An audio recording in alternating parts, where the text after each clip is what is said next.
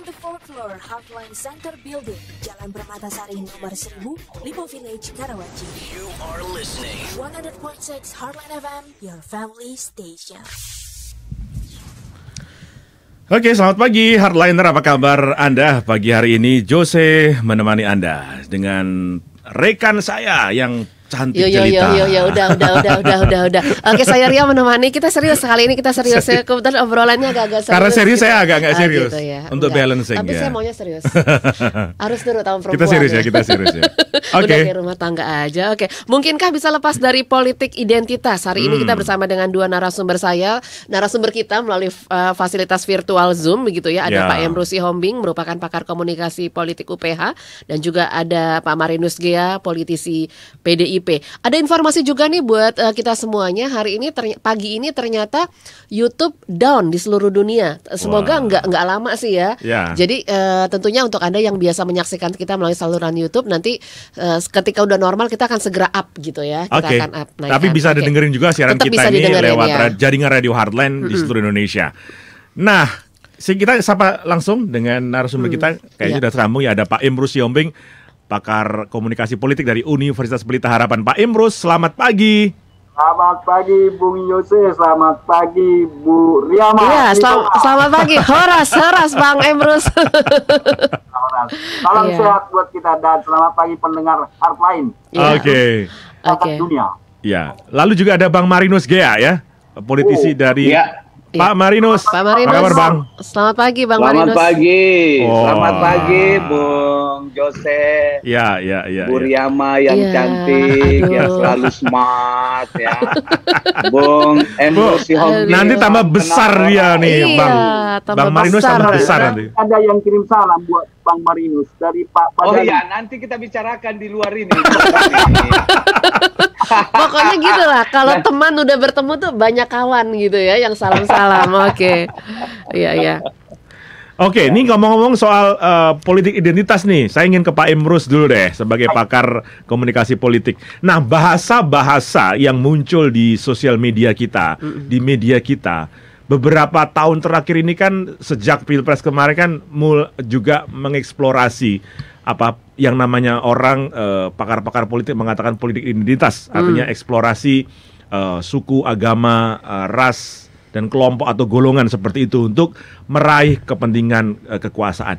Nah, prediksi Anda nih Pak Emrus sampai 2024, apakah bahasa-bahasa ini akan tetap memenuhi media-media kita atau seperti apa menurut Anda? Baik, kalau pertanyaan yang terakhir itu adalah prediksi saya seterusnya akan berlanjut itu politik identitas yang sempit gitu ya. Kenapa? Karena kesadaran politik kita, teman-teman para politisi kita ini, saya terus terang mengatakan masih banyak berada pada zona politik pragmatis. Artinya apa? Yang penting mendapat mendulang suara.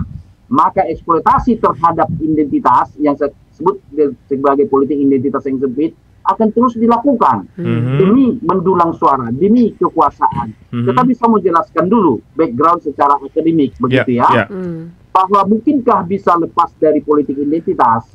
Saya berpendapat tidak akan mungkin lepas karena ada beberapa faktor, yaitu kita lihat dari faktor psikologi, gitu ya, bahwa itu merupakan suatu kebutuhan dan pengakuan, gitu ya. Karena memang identitas itu kan suatu hal yang butuh pengakuan, misalnya religi saya, budaya saya, bahkan intonasi suara saya saja pun sudah identitas. Orang sudah pasti tebak. Itu pasti satu kampung dengan Riama Simitoma ini kan begitu. Iya, betul. Lambang verbal dan non verbal sudah merupakan suatu identitas. Juga dari aspek sosiologi, yaitu apa? Sebagai ciri individu dari suatu kelompok masyarakat, ya. Misalnya budayanya, bahasanya dan lain sebagainya. Dari aspek antropologi itu juga merupakan suatu sebagai bagian dari budaya. Bahkan kalau kita bicara antropologi, salah satu di situ sistem kepercayaan. Nah, itulah identitas tentang kepercayaan atau agama menjadi suatu hal yang diperbincangkan. Namun kan di sini bahwa harusnya politik identitas itu pada level yang mulia dan pada level yang sifatnya pragmatis. Misalnya Kita pakai politik identitas, misalnya simbol non-verbal. Kita gunakan simbol-simbol keagamaan tertentu, kepercayaan tertentu. Tetapi perilaku kita tidak mencerminkan, ya. Diksi-diksi yang kita lontarkan di ruang publik tidak sesuai dengan ajaran agama tertentu. Nah, justru itu menjadi mendowngrade kemuliaan daripada identitas kepercayaan itu. Nah, ini yang tidak disadari. Tetapi saya bisa memaklumi kenapa itu dilakukan, karena memang berpikir pada politik identitas untuk mendulang suara. Jadi yang tidak boleh sebenarnya adalah politik identitas yang sempit, yang eksklusivitas, yang stereotip. Seolah-olah kita memahami kepercayaan orang lain, budaya orang lain, logat orang lain dari kacamata logat masyarakat lain. Tidak boleh stereotip. Maka saya terus terang mengatakan, kalau kita ingin memahami budaya Tapanuli, budaya Batak, budaya Manado, budaya Jawa, harus dari kacamata budaya Jawa kita memahami budaya Jawa. Kalaupun kita ingin memahami agama tertentu, kepercayaan itu dari agama mereka, jangan kita pakai stereotip kita. Dan yang mau saya sampaikan, bahwa kalaupun kita pakai politik identitas, harusnya kita buat dalam posisi yang sangat kita hormati. Misalnya, bukankah budaya kalau andaikan kita bawa, bukankah sesuatu yang kita hormati, proses yang panjang di situ melahirkan suatu budaya. Dari kemudian, dari sudut agama, bawalah politik identitas agama itu boleh, tetapi mengampunin orang, memaafkan orang, mendahului musuh. Jangan mengancam orang. Kalau dia mengancam orang, itu mendowngrade daripada kepercayaan itu sendiri. Jadi bisa orang nanti melihat, wah dia membawa identitas keagamaan, tetapi tidak sejalan, tidak sinkron. Bukankah itu yang terjadi dilakukan oleh seseorang tertentu? Ini yang harusnya kita sadarkan para aktor-aktor politik atau aktor-aktor sosial tersebut. Bahkan saya berhayal, kenapa tidak politik identitas yang sempit dibuat saja sanksi hukumnya, merendahkan agama misalnya. Bukannya sudah ada sanksinya, Pak Emrus? Sanksinya bukannya sudah ada? Saya kira belum ada. Buktinya paling yang kita pakai adalah ujaran kebencian, hoax dan lain-lain sebagainya. Tetapi ketika merendahkan kepercayaan atau budaya tertentu, belum ada undang-undang ke sana, gitu ya, secara spesifik khusus mengatur itu. Oleh karena itulah saya berpendapat ketika kita pakai politik identitas, terutama di bidang religiusitas, keagamaan, harus kita tempatkan pada tempat yang sangat mulia, yang sangat tinggi. Jangan sampai pilihan diksi kita merendahkan agama itu sendiri. Baik, Pak. Kita ke Pak Bang Marius dulu deh. Bang Marius, Anda sebagai politisi, politisi ketika ada isu soal politik identitas, apa yang terbersit di benak Anda? Apa yang Anda pikirkan? Yang pasti Mas Jose dan seluruh pemirsa, bahwa seluruh pendengar, bahwa politik identitas itu memang sudah ada sejak dulu. Iya, betul. Di Indonesia ini mulai terkenal bergeser kultur bangsa kita dalam demokrasi menjadi lebih terblow up politik identitas ini di akhir-akhir masa-masa demokrasi pemilihan langsung kita. Ini sudah mulai digunakan oleh para politisi, para peraih kekuasaan untuk mendapatkan, sebagaimana apa yang disampaikan oleh Bung Emrus tadi, bahwa menghalalkan segala cara dalam rangka meraih kekuasaan untuk menguasai para pemilih. Nah, kalau ditanya ke saya, apakah kita akan bisa melepaskan diri dari situ, saya kira memang setiap politisi hari ini secara formal dan secara teori bahwa politik identitas itu memang harus diminimize untuk tetap mempertahankan persatuan dan kesatuan. Tapi faktanya bahwa tidak bisa dihindari, politik identitas itu menjadi bagian dari apa yang dilakukan oleh para politisi dalam memenangkan dirinya, baik itu di pileg, bahkan Pak Kepala Desa, pemilihan Kepala Desa hari-hari ini juga sudah menggunakan politik identitas. Ya, katanya juga ketua OSIS juga nih, Bang. Ketua OSIS sampai ke persoalan kelas, gitu ya. Kampus juga begitu ya. Pemilihan ketua BEM, pemilihan ketua OSIS yang paling kecil begitu ya. Itu semua sudah dididik mulai dari hal-hal yang kecil untuk menanamkan politik identitas. Apakah nanti kemudian akan terjadi pergeseran-pergeseran politik identitas ke depan? Saya masih jauh dari dari harapan. Saya masih memikirkan bahwa ini tidak mungkin akan menghilangkan itu, karena itu sudah secara otomatis melekat. Persoalannya sekarang bagaimana menggunakan politik identitas ini tidak memecah persatuan dan kesatuan kita. Ini yang jadi persoalan. Jadi boleh tapi tidak boleh memecah belah, gitu ya? Boleh, tidak ada persoalan ya. Seperti yang Pak Emrus tadi sampaikan. Urusan keluarga saja itu kan sudah politik identitas. Ketika saya mencalonkan diri dan saya mempengaruhi keluarga saya, bahwa saya meminta keluarga supaya mendukung saya tapi tidak mendukung orang lain. Itu kan sudah bagian dari politik identitas. Artinya tidak bisa. Jadi sedikit lebih tipis saja, Mas Jose dan Bu Dia, soal yang namanya KKN. KKN itu kalau sudah ada kita dalam posisi jabatan, kalau dalam meraih, dia itu dalam proses, itu jadi politik identitas. Jadi saya kira itulah fakta, Mas Jose. Dan Itoria. Baik, sebelumnya Bu Ria. Kok Bu sih ngomongnya ya? Saya juga salah tadi ya, seolah-olah Ria sudah tua padahal masih sekali. Tapi saya ini loh emang hampir omong-omong. Ini mau nyapa dulu nih karena teman-teman radio kita nih banyak juga nih yang relay kita ya. Salah satu yang terjauh nih di Jayapura nih, Pak. Oke, dari Jayapura sudah ada pertanyaan ya. Jadi ada di Jayapura nih ada di C4 FM Jayapura. Saya ingin menyapa juga untuk pendengar di sana ya. Oke. Nah, ini juga ada pertanyaan dari Pak Arnold ya. Bukan pertanyaan tapi pernyataan. Selama masyarakat kita masih terbelakang, mereka akan mudah diprovokasi dan yang paling mudah diprovokasi adalah identitas seseorang. Ada kekhawatiran. Saya ingin tanya Pak Emrus, ini logika dalam pernyataan ini. Apakah masyarakat yang terbelakang, saya nggak tahu terbelakang dalam arti mungkin edukasi, mungkin sosial ekonominya, apakah mudah diprovokasi? Apakah ini relevan atau inline nggak sih sebenarnya? Ada dua hal kan. Yang terbelakang mudah diprovokasi. Apa benar? Jangan-jangan yang lebih intelektual yang mudah diprovokasi. Pandangan Anda Pak Emrus? Baik, saya pikir kalau kita pakai konsep terbelakang masih perlu perdebatan yang panjang. Tetapi kalau saya berkatakan bahwa tingkat pendidikan akan menentukan perilaku seseorang. Tingkat pendidikan misalnya akan menimbulkan kecerdasan seseorang. Daya kritis seseorang. Begitu ya.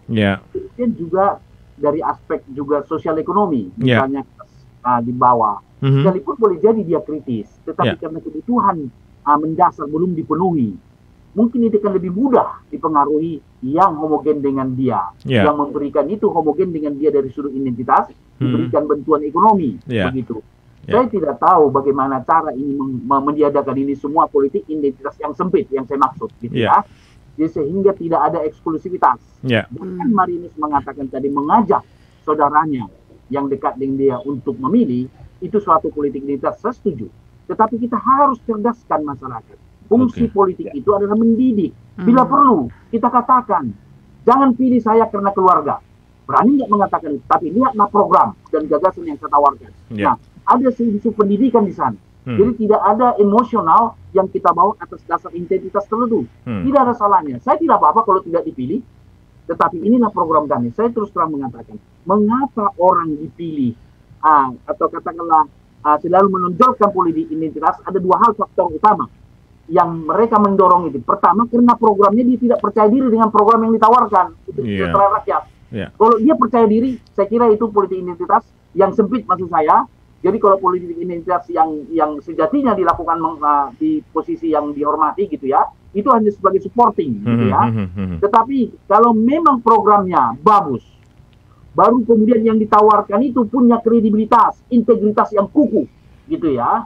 Saya kira mereka akan bertarung pada level ini. Tetapi celakanya, menurut pengamatan saya, apakah juga pilkada-pilkada yang ditawarkan oleh teman-teman partai yang baru saja kelihatan ketika mendaftar gitu, harusnya para calon-calon kandidat pemimpin kita di legislatif maupun di eksekutif minimal sudah disounding 5 tahun sebelumnya, supaya apa, masyarakat bisa melihat rekam jejaknya, baru masyarakat bisa melihat kinerjanya, bagaimana kepeduliannya kepada masyarakat dan lain-lain sebagainya. Tetapi apa yang terjadi? Bukankah menjelang pendaftaran mereka baru tahu siapa yang disodorkan? Bisa nggak setiap partai di Indonesia, pilkada yang akan datang, presiden yang akan datang, sekarang sodorkan pasangan tersebut? Supaya kita mengenal mereka, kita kritisasi mereka, kita lihat juga apa yang sudah dilakukan untuk bangsa dan negara. Oleh karena itulah, maka saya berpendapat, kalau misalnya acap kali di suatu daerah, pilihlah putra daerah. Nah, itu tidak boleh, putra daerah. Pilihlah yang punya program dan integritas. Karena negara kita kan negara kesatuan Republik Indonesia, berbasis pada pluralitas. Tak terbayang oleh saya pernah debat di suatu stasiun TV terkenal di Indonesia. Tak terbayang saya katakan, misalnya kawan kita ini yang menjadi gubernur pada saat itu baru sekitar bulan yang lalu, dia menjadi gubernur di Papua, saya menjadi gubernur di Sumatera Barat misalnya. Menarik, karena kita ini adalah pluralitas. Jadi tidak kita mengenal, kita bukan negara, kita ini bukan negara bagian, bukan negara federal, tetapi negara kesatuan. Setiap titik yang ada di negara ini dari Sabang hingga Merauke milik kita bersama. Bagaimana kalau suatu saat Bung Marinus menjadi gubernur di Jawa Tengah? Wah, menarik mengganti. Jangan dong, Dinia saja. Itu politik identitas lagi tuh kalau mintanya Dinia. Bang Marinus harus calon di Sumatera Utara misalnya. Bisa nggak calon gubernur di Kalimantan? Terus saudara kita dari Kalimantan menjadi gubernur di Sumatera Utara. Bisa. Semakin kita tunjukkan ke Indonesia kita itu. Demikian. Bang Marinus tadi bilang kalau di Kalimantan kesini bisa, giliran dia mau ke Jawa Tengah nggak mau, maunya ke Nias. Oke, ini pilkada tanggal 9 Desember udah di depan mata, Bang Marinus. Kira-kira masih ada kekhawatiran nggak? Anda lihat masih tercermin nggak sih politik identitas di sini? Itu pasti. Politik identitas itu tidak terjadi satu arah. Itu dua arah.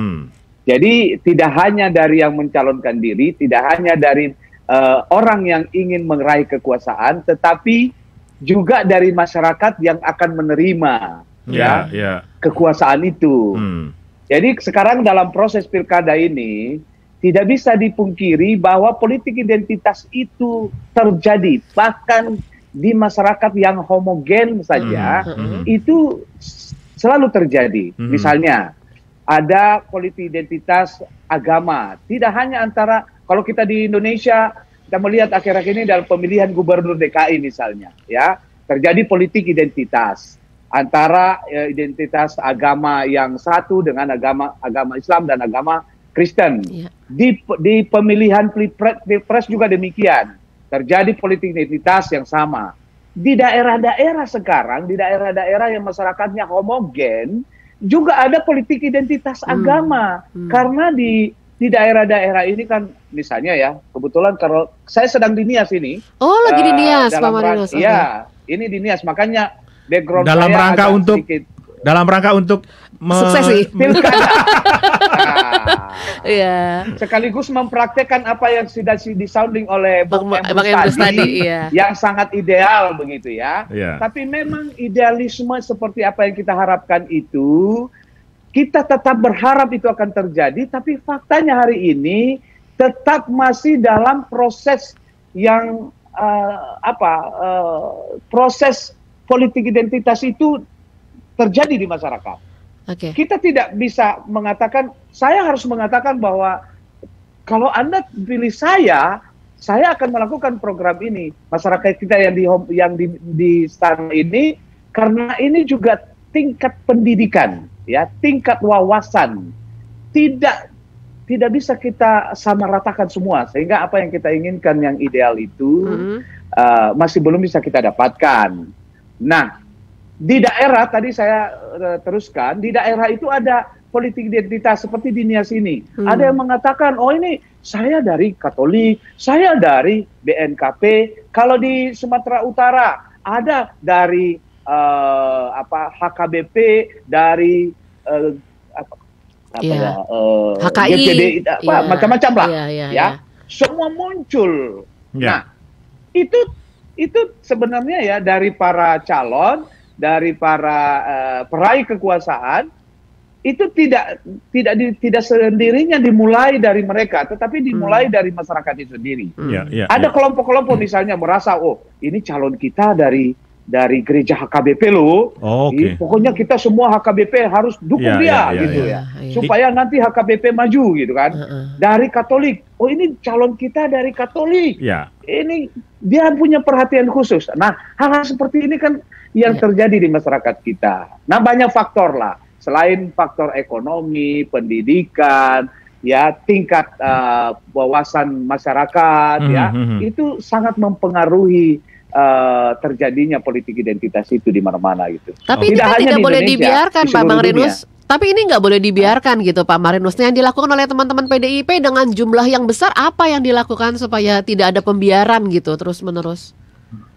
Nah, kalau PDI Perjuangan kita tetap mengangkat apa yang menjadi program kerakyatan.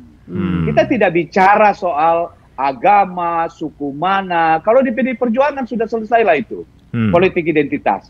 Kita lebih membicarakan bagaimana negara ini tetap dipertahankan persatuannya, kesatuannya, nilai-nilai Pancasilanya, itu yang kita kedepankan. Karena di dalam pemahaman nilai-nilai Pancasila itu tidak ada politik identitas. Semua untuk kita, semua oleh kita, semua dari kita. Jadi semua harus kita pertahankan itu. Dan PDI Perjuangan selalu tampil seperti itu. Boleh saya respon, Bu? Iya, boleh. Silakan Pak Emrus. Boleh, Bung Emrus. Apa yang dikatakan Bung Marinus, tidak sekedar misalnya katakanlah denominasi suatu gereja misalnya, bahkan marga pun menjadi ini. Marga. Kalau di suatu daerah pilkada di Sumatera Utara yang sedang berlangsung, nggak usah saya sebutlah nama daerahnya. Mayoritas suku sebut aja lah Dinias. Itu harusnya sudah kita. Saya mau jelaskan begini soal mayoritas dari sudut identitas. Ini saya kira ini salah konsep kita dalam berpikir. Mayoritas itu kumpulan minoritas. Kumpulan individu.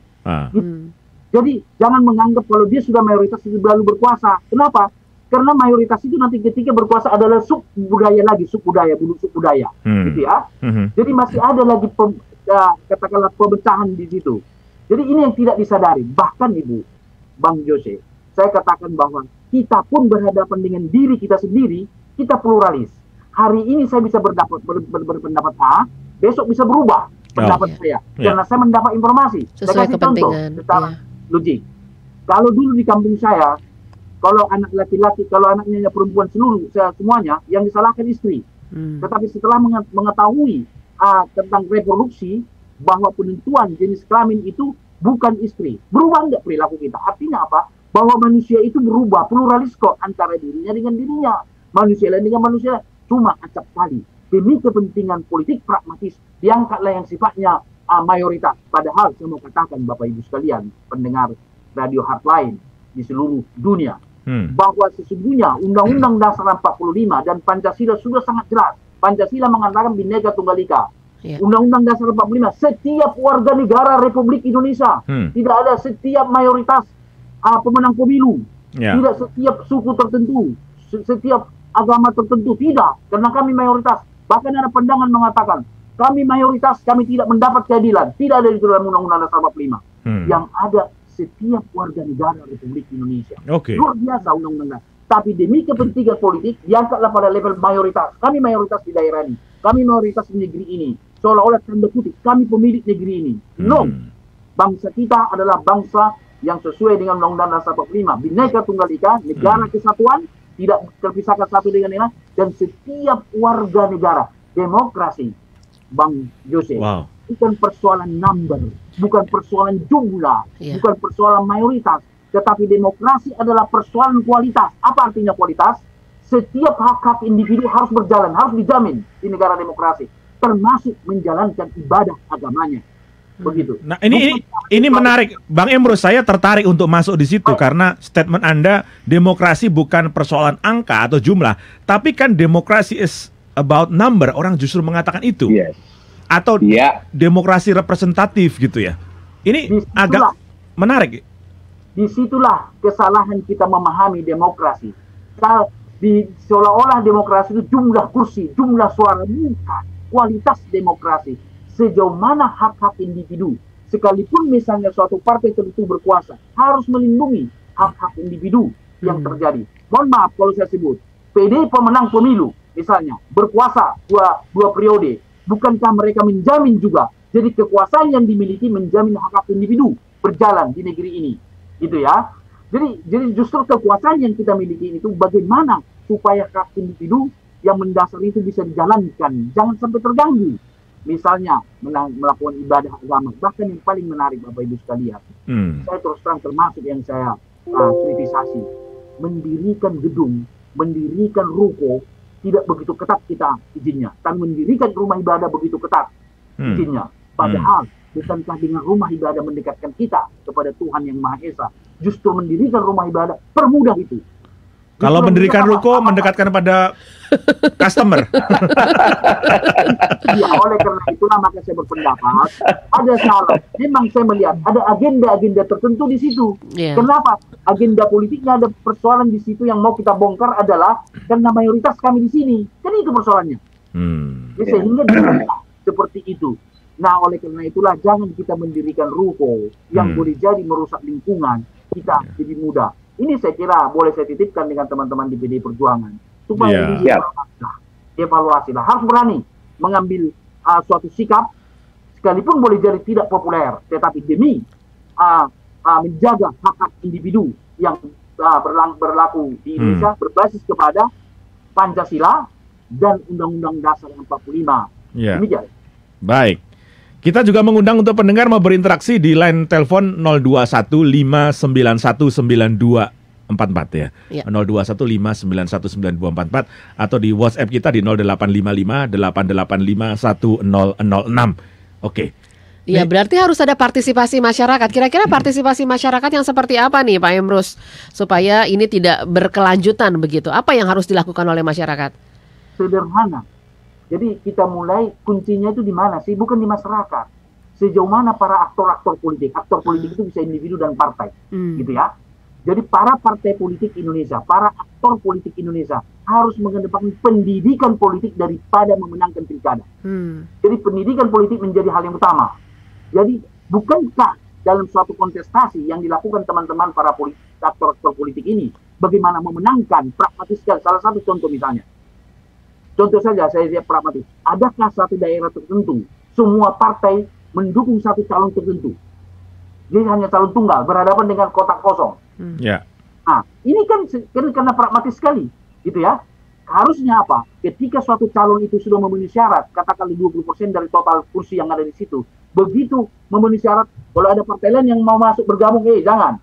Bikin calonmu, supaya ada pilihan untuk rakyat. Kedua, kalau ada calon yang bersaing, satu dengan yang lain dalam kompetisi, maka mereka akan saling mengoreksi, mereka akan saling mengkritik, mereka akan mempertajam program mereka, tujuannya untuk rakyat. Tetapi ketika berhadapan dengan kotak kosong, benda mati tersebut, bagaimana dia berhadapan dengan dia nggak punya program?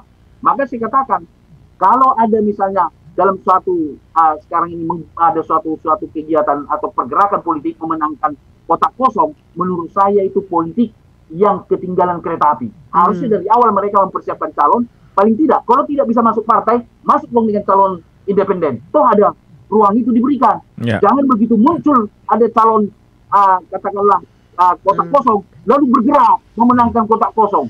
Itu adalah politik pragmatis, itu adalah politik yang ketinggalan kereta. Karena mereka tidak mempersiapkan calon mereka. Boleh jadi, tapi mau pengen maju nih, tapi tidak ada partai yang mengusung. Gitu kan? Siapkan calon independen. Bahkan yang paling menarik, saya tidak sebut nama daerahnya. Adakah suatu daerah kotak kosong padahal partai tertentu bisa mengusung cukup jumlah kursinya, mengusung calon, tapi bergabung dengan calon tertentu, jadi calon tunggal. Iya, karena kepentingan ya. Betul. Saya kira ada di situ komunikasi politik di panggung belakang lah, apa mereka bicarakan urusan mereka lah. Tapi harusnya diwajibkanlah partai itu seperti pemilihan presiden, minimal 2 calon setiap daerah, supaya manusia berhadapan dengan manusia, masa dihadapkan dengan benda. Saya terus terang, saya termasuk yang kecewa dengan ini. Jadi mohon Bung Marinus sampaikan nanti ke teman-teman di DPR supaya ada undang-undang direvisi. Setiap kepala daerah harus calon minimal 2 calon seperti calon presiden kita. Luar biasa. Baik. Jauh lebih baik daripada berhadapan dengan benda mati. Ya. Oke. Ini ada Pak Amran juga yang tanya ke Bang Marinus. Bang Marinus, apa sikap PDI Perjuangan terhadap ujaran-ujaran kebencian saat ini yang berdasarkan kebencian karena identitas? Ada obrolan warung ngopi sama teman-teman PDIP dan apa yang sikapnya, Bang? Ya, Bung Amran, PDI Perjuangan hari-hari ini adalah korban ujaran kebencian, ya, dari berbagai aspek. Kenapa? Karena memang tadi seperti yang saya katakan, politik identitas ini tidak menjadi bagian dari partai kita. Karena kita tetap menegakkan nilai-nilai Pancasila.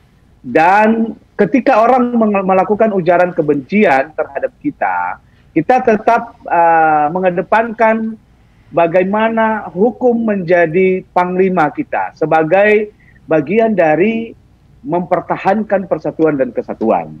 Karena kalau tidak kembali kepada aturan, tidak kembali kepada sistem ketatanegaraan kita dengan melalui hukum yang berlaku, maka tidak ada bedanya dengan kita. Dan harapan kita untuk memberikan pendidikan politik yang menuju kepada masyarakat yang paham tentang politik identitas dan menggeser kulturnya menjadi demokrasi yang bernilai-nilai Pancasila, khususnya di Indonesia, itu tidak akan terjadi. Itu akan terjadi pertempuran, begitu ya. Nah, ini yang kita rasakan sekarang ini. Dan kalau di PDI Perjuangan, selalu kita memberikan pemahaman dan pendidikan-pendidikan tentang bagaimana berdemokrasi yang baik dengan mengedepankan nilai-nilai yang Pancasilais. Oke, baik. Ini juga ada dari Cindy ya, mahasiswi di sebuah perguruan tinggi di Tangerang. Menurut Pak Emrus, karena Anda seorang pakar di bidang komunikasi, saat ini apakah media-media kita sudah bisa mengedukasi masyarakat agar tidak menyalahgunakan politik identitas atau justru memprovokasinya? Nah lo. Baik. Kalau saya melihat media mainstream, radio, televisi, surat kabar, dan majalah, menurut saya sudah secara umum telah melakukan fungsi edukasi. Karena fungsi media masa itu kan ada 3, to educate, to entertain, to inform. Menurut pandangan saya. Namun yang perlu saya kritisasi juga, karena media juga bermain dengan framing dan agenda setting. Tidak melanggar peraturan, tetapi jelas dia punya agenda mengarahkan dengan framing. Oleh karena itu, mungkin pandangan saya terlalu jauh gitu ya. Kenapa tidak suatu saat bahwa orang yang pemilik media tidak boleh berada pemimpin partai? Karena susah pemilik partai ini menjadi pemilik media atau pengambil keputusan di media langsung atau tidak langsung. Maka akan memainkan media itu, karena teori komunikasi mengatakan tidak ada pesan komunikasi di ruang hampa. Tidak ada pesan komunikasi yang netral. Yang ada adalah independen. Saya kira banyak saya harus membahas itu, gitu ya. Nah, oleh karena itulah bisakah seperti itu? Misalnya seperti saudara-saudara kita yang TNI tidak mempunyai hak memilih, gitu ya. Kenapa tidak?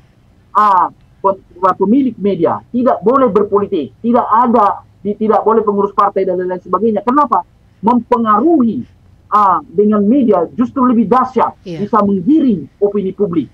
Ini harus menjadi suatu masukan bagi kita. Saya tidak tahu partai mana atau nanti di DPR bisa berani mengajukan ini. Sekalipun nanti akan dibungkus. Ini kebebasan berpendapat, betul. Tetapi ketika itu dibuat dengan framing, kalau kita lakukan konten analisis atau katakan analisa framing, kita ketahuan kok kemana arah media itu, kemana bisa kita lakukan. Namun ada suatu hal yang menarik, Abang Enda, bahwa tentang tadi ada pertanyaan tentang hoax dan ujaran kebencian. Saya punya resep yang bisa mampu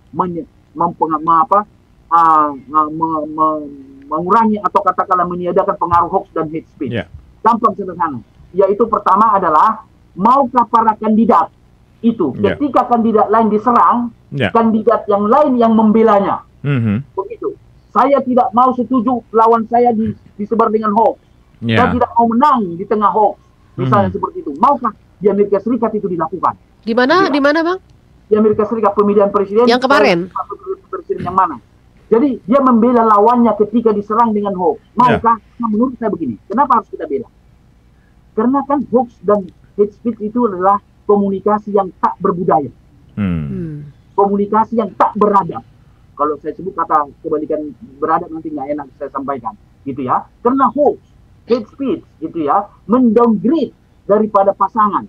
Siapa yang menyampaikan? Belum tentu pasangannya, belum tentu tim sukses tertentu, tetapi ada pihak-pihak ketiga. Sayangnya, ketika hoax dan hate speech diuntungkan bagi calon tertentu, seorang calon tertentu itu mendiamkannya. Harus dia muncul ke permukaan membela. Menurut saya jawab secara filosofis. Ketika ada krisis moral, saya ulangi, ketika kita netral pada krisis moral, sama saja kita tidak bermoral. Jadi kita tidak netral, gitu ya. Jadi kita harus bela kebenaran itu. Jadi ketika lawan kita di grounded, diserang dengan hoax dan hate speech, majulah calon lainnya membelanya. Bukankah kita adalah negara Pancasila yang berdasarkan sila kedua dari Pancasila, yaitu kemanusiaan yang adil dan beradab. Saya garis bawahi kata beradab. Beradablah di bidang kampanye politik. Belalah orang yang tertindas. Belalah orang yang di-downgrade dengan hoax dan hate speech tersebut. Kalau itu saling membela dilakukan Bapak Ibu sekalian, saya katakan, ketika orang melakukan hate speech dan hoax ini, nanti orang akan layu sebelum berkembang. Tidak berpengaruh. Cuma karena ada pembiaran, tanda kutip. Ya, tumbuh suburlah. Demikian. Nah, fungsi badan pengawas di mana di sana, Pak Bang? Kalau seperti itu kan ada badan pengawas pemilu, badan pengawas untuk pilkada segala macam yang memang tugasnya ini. Baik, badan pengawas kan hanya pada level pengawasan pada peraturan normatif, tidak pada level substantif, gitu ya. Normatif saja. Jadi kalau pendekatan normatif itu kan pendekatan positivistik, yang di permukaan saja, melanggar atau tidak melanggar, dikotomi sekali. Tetapi yang persoalan yang mendalam adalah ketika apa makna di balik itu semua. Ini yang harus dibongkar.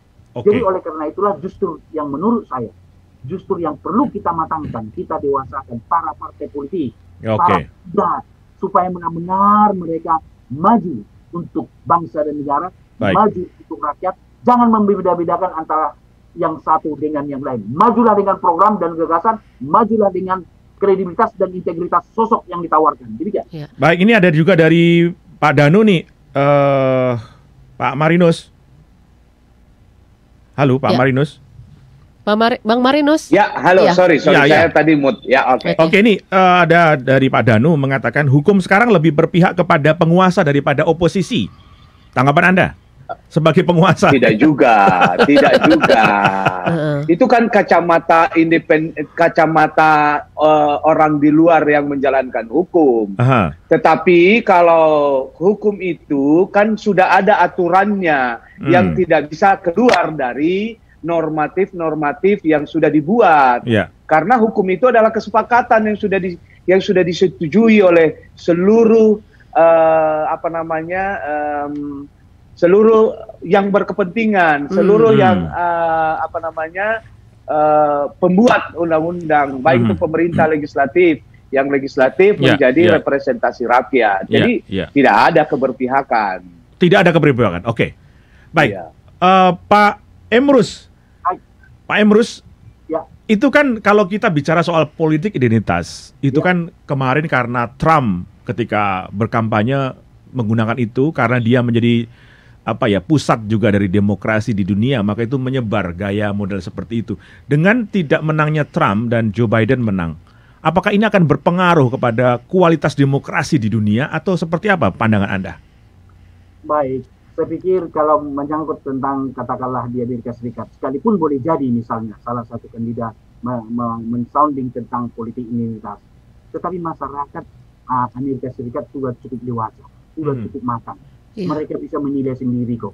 Bisa mereka mengambil keputusan bahwa itu dikemukakan hanya sekedar katakanlah mendulang suara. Mereka sangat kritis. Ternyata tidak laku jualan itu gitu kan. Terus jualan yang sifatnya katakanlah bagaimana membawa Amerika ini lebih baik ke depan 4 tahun ke depan. Itu jadi pegang. Tapi berbeda dengan di Indonesia. Kita terus seolah-olah terbius masyarakat ini. Ketika di bawah politik identitas terbius itu langsung. Wah misalnya boleh jadi di kampung kami dengan kampung Riama Litonga gitu ya. Pulangmu ini, Amang Boru ini pulang kau dari Jakarta. Ini gitu kan. Nah itu harusnya dikatakan program apa dipakai untuk rakyat. Itu yang harusnya lebih utama ditawarkan. Jadi politik identitas yang sempit, identitas yang sempit harus kita jagakan. Kalaupun itu dibawa, sebagaimana saya katakan di awal, tempatkanlah pada tempat yang terhormat. Saya terhormat. Oke. Ya, kita terima telepon dulu ya, Bang ya. Baik. Oke, selamat pagi Heartline. Selamat pagi. Selamat pagi, dari siapa Ibu? Di mana? Saya Juli Cindy dari mahasiswi UMN, Universitas Multimedia Nusantara. Oke. Gimana saya ingin mengajukan pertanyaan kepada Pak Emrus. Baik. Apakah politik identitas berpotensi memperkeruh radikalisme, terutama untuk mahasiswa, Pak? Oke, jadi kaitan politik identitas dan gerakan radikalisme. Oke, baik. Itu saja pertanyaannya ya. Oke. Iya. Iya. Silakan Bang Emrus. Baik, terima kasih, pertanyaan mahasiswa sangat bagus sekali. Saya mengatakan kalau dikatakan berpotensi, iya. Gitu. Kenapa? Karena politik identitas yang sempit, maksud saya, politik identitas yang sempit, kita harus sepakat di situ. Bukankah menunjukkan suatu eksklusivitas? Seolah-olah kita lebih hebat dari yang lain. Seolah-olah kita lebih suci daripada yang lain. Padahal tidak demikian. Sehingga bisa memunculkan radikalisme di dalam diri seseorang yang menerima pesan-pesan komunikasi. Nah, ketika pesan-pesan komunikasi yang sifatnya eksklusivitas, berarti yang di seberang sana, yang berbeda sana, yang suku yang berbeda, agama yang berbeda, adalah sesuatu yang tidak sesuai dengan diri kita, tidak sesuai dengan kita. Maka apa yang terjadi? Ketika bertemu, bukankah menjaga jarak dengan seseorang tersebut? Lama-lama itu terbangun sedemikian rupa, bisa menjadi suatu gesekan sosial, karena ada bahwa dia punyalah yang dianggap lebih benar. Nah, saya akan jawab dengan salah satu teori sosial yang menjelaskan itu. Bahwa ada yang disebut dengan teori social construction theory atau social engineering, rekayasa sosial. Bukankah kalau selalu disounding bahwa ini contoh, saya ambil contoh yang positif saja, demikian yang negatif gitu ya. Kalau terus disounding bahwa Emrus ini adalah dosen yang kredibel, dosen yang baik, dosen yang cerdas dan pintar, orang kan mengatakan bahwa saya itu adalah dosen yang baik dan yang cerdas. Tapi sebaliknya, ketika terus disounding sedemikian rupa bahwa Emrus ini kebalikan dari situ, itulah yang terjadi. Itulah yang disebut eksternalisasi. Jadi dicurahkan. Oleh karena itu, ruang publik adalah ruang pertarungan. Ketika NKRI kita, ketika pluralis kita itu diserang dengan politik identitas, kita harus lawan dengan pluralitas. Kenapa? Kenapa harus kita lawan? Karena sesungguhnya manusia itu pluralis kok. Pancasila mengajarkan kita pluralis kok, gitu kan. Jadi kita tidak boleh mundur bertarung di ruang publik. Kemudian maka ada yang disebut objektivasi. Seolah-olah itu diterima menjadi norma, menjadi kebiasaan. Contoh sederhana, mengapa Yama misalnya sebagai seorang wanita rambutnya panjang? Karena itu adalah hasil konstruksi, social construction, bahwa perempuan itu cantik kalau rambutnya panjang. Jadi hasil konstruksi semua. Oleh karena itulah saya mengatakan bahwa radikalisme itu adalah bentuk yang bisa di-engineering, tetapi bisa juga kita patahkan. Radikalisme ini ketika kita bertarung di ruang publik untuk menjelaskan pluralitas itu sebagai hakikat manusia. Baik, baik. Sudah di penghujung program, saya ingin mendengarkan closing statement dari Bang Marinus terkait politik identitas ini. Apa yang harus dilakukan oleh masyarakat supaya kita semakin dewasa di dalam berdemokrasi, Bang? Sebelum saya mau sampaikan soal pernyataan dari Bung Emrus tadi bahwa nilai kuantitas ya, nilai dari demokrasi itu tidak hanya sekedar kualitatif, ya kualitas, tetapi juga kuantitas, karena sebenarnya yang kita namakan jumlah para pemilih, jumlah suara itu kan sistem yang berlaku dalam menjalankan demokrasi. Jadi sering terjadinya politik identitas itu dalam meraih jumlah kuantitas tadi yang ada dalam sistem demokrasi. Ya, itu yang menyebabkan kenapa di dalam demokrasi kita terkenal politik identitas. Tidak hanya di demokrasi di Indonesia, tetapi juga seluruh dunia. Ya, tadi digambarkan bagaimana politik identitas juga terjadi di Amerika, yang kita lihat bahwa negaranya negara yang sudah maju. Politik identitas juga terjadi karena warna kulit, dan itu juga terjadi. Ya, jadi tidak bisa digeneralisir bahwa memang hanya bicara soal kualitas. Jadi kita juga bicara soal kuantitas. Karena itu bagian dari sistem demokrasi kita. Nah, politik identitas untuk masyarakat kita dan seluruh para pendengar dan seluruh yang berkepentingan untuk politik identitas ini, marilah kita menggunakan, memanage dengan baik politik identitas kita untuk meraih kekuasaan yang akan kita dapatkan, untuk tidak memecah persatuan dan kesatuan kita. Ya. Tidak ada lawan dan kawan yang abadi dalam politik. Yang ada adalah kepentingan. Betul. That's why ada politik identitas. Thank you very much. Oke, baik. Selamat Pak Emrus. Pak Emrus silakan. Terakhir Pak. Silakan closing statement Pak. Statement saya, kenapa tidak di dalam kita berpolitik, termasuk ekonomi maupun hukum, meritokrasi saja. Artinya atas dasar kemampuan dan dosa. Itu yang ditawarkan, termasuk katakanlah program, gagasan dan lain-lain sebagainya. Jadi kita tidak lagi terbelenggu kepada katakanlah politik identitas. Kalau kita mengadopsi misalnya negara lain juga melakukan itu. Saya katakan bahwa negara lain itu bukan Pancasila. Indonesia Pancasila. Kita mulai dari Indonesia, gitu loh. Meniadakan politik identitas ini. Kita mulai dari Indonesia. Kenapa tidak? Jadi tidak harus kita meniru apa yang di luar negeri. Kita harus berani menunjukkan diri kita sendiri. Yaitu apa? Bhinneka Tunggal Ika Pancasila kita sudah jelas kok. Jadi hapus itu politik identitas yang sempit ya, saya kira yang sempit. Baik. Jadi yang merupakan eksklusivitas itu hilangkan saja karena kita Pancasila. Nah, bahkan saya menawarkan gagasan yang katakanlah out of box misalnya. Misalnya suatu kali saya katakan itu, katakanlah demonstrasi sebagai hak demokrasi, gitu ya, berkumpul, berkerumun dan lain sebagainya. Ini suatu hal pemikiran saja. Kenapa tidak demonstrasi dengan Zoom? Nggak muat nanti Bang.